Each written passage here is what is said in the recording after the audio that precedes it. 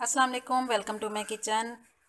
हमारी आज की रेसिपी है रेशमी बिरयानी। आज मैं अपनी दोस्त के घर आई थी, उसकी बेटियों ने मुझसे फरमाइश की थी कि आंटी हमें रेशमी बिरयानी बनाना सिखाएं। तो उनकी फरमाइश पर आज मैं ये बिरयानी बना रही हूँ। आइए हम अपनी रेसिपी स्टार्ट करते हैं। इसके लिए मैंने सबसे पहले लिया है आधा किलो चिकन। उसमें हम डालेंगे हाफ टी स्पून कचरी पाउडर, 1 टीस्पून नमक, 1 चम्मच सिरका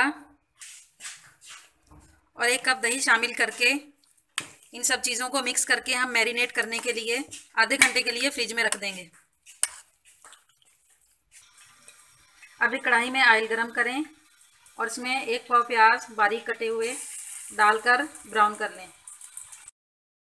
जब प्याज लाइट ब्राउन होने लगें तो इसमें आधा किलो आलू लेकर उनके मोटे मोटे टुकड़े काटकर इनको भी हल्का सा फ्राई कर लें।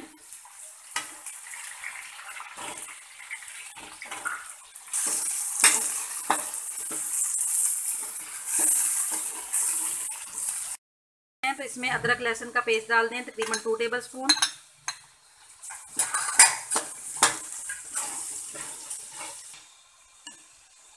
अब हम इसमें शामिल करेंगे 1 पाव टमाटर,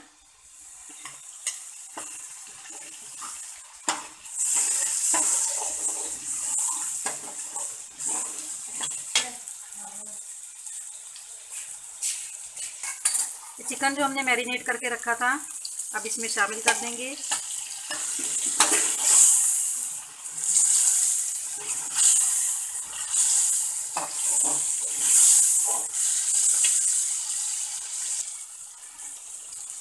अब हम इसमें शामिल करेंगे गरम मसाला पाउडर 2 टेबल स्पून, धनिया पाउडर 2 टेबल स्पून, सुर्ख मिर्च पाउडर 2 टेबल स्पून, तेज़पात भी शामिल कर दें इसमें, थोड़ा सा बिरयानी मसाला भी शामिल कर दें।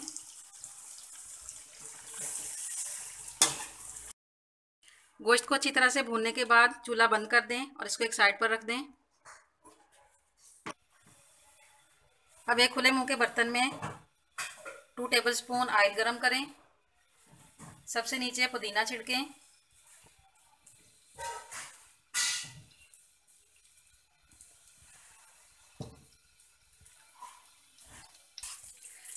चावलों में साबुत गरम मसाला डालकर मैंने इनको बॉईल कर लिया था।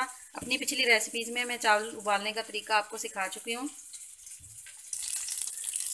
हल्का सा दूध का छिंका दें।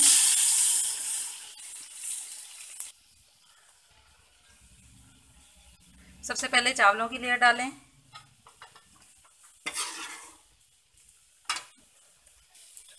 इसके ऊपर टमाटर रखें गोल कटे हुए,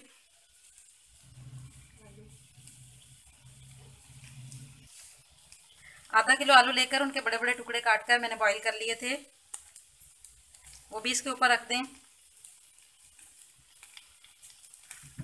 अब हम इसके ऊपर ये मसाले की लेयर लगाएंगे।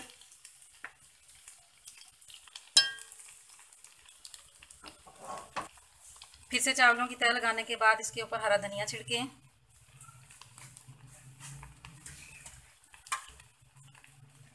टमाटर रखें,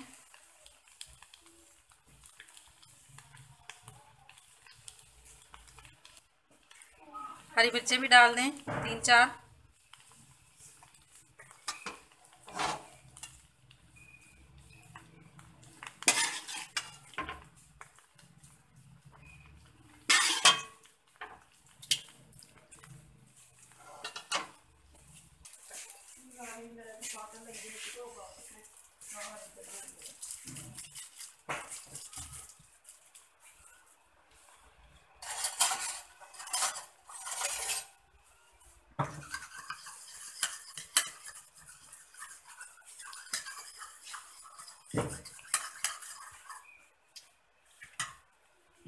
सबसे आखिर में इस पर थोड़े से बादाम भी डाल दें। थोड़े से दूध में ज़रदा रंग हल करके वो इसके ऊपर डाल दें।